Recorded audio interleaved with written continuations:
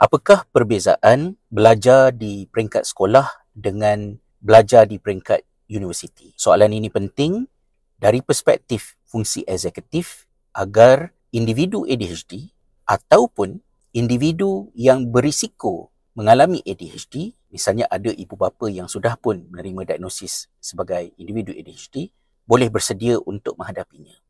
Di peringkat sekolah, fungsi eksekutif seperti self-motivation ataupun planning dan problem solving berada di tahap yang minimum. Rutin belajar itu ditentukan dan dikawal oleh sistem di sekolah.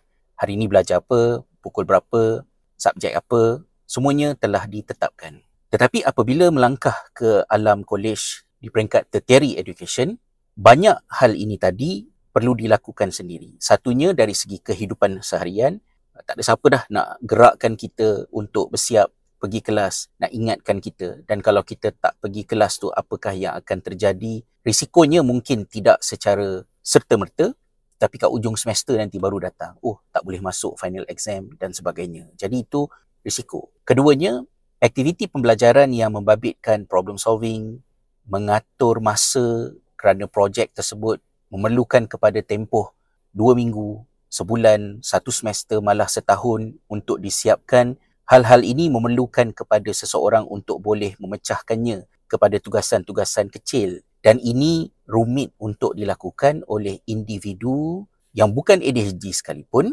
tetapi untuk individu ADHD, kesusahan itu berganda-ganda lagi. Maka tidak mustahil seseorang itu semasa peringkat sekolah, dia boleh cemerlang, terutamanya jika dia pandai. Tetapi bila dia pergi ke peringkat universiti, kepandaian tu tak cukup untuk membolehkan dia melunaskan pengajiannya kerana tumbang dengan desakan fungsi eksekutif yang meningkat secara mendadak di peringkat universiti. Oleh demikian, bagi anak-anak yang sudah pun menerima diagnosis ADHD, ini mungkin sebagai peringatan semata-mata kerana pastinya anak-anak ini sudah pun peka dengan apa yang mereka perlukan dalam pembelajaran. Tetapi ia perlu menjadi satu peringatan kepada ibu bapa yang menerima diagnosis ADHD seperti saya, tapi anak-anak tidak.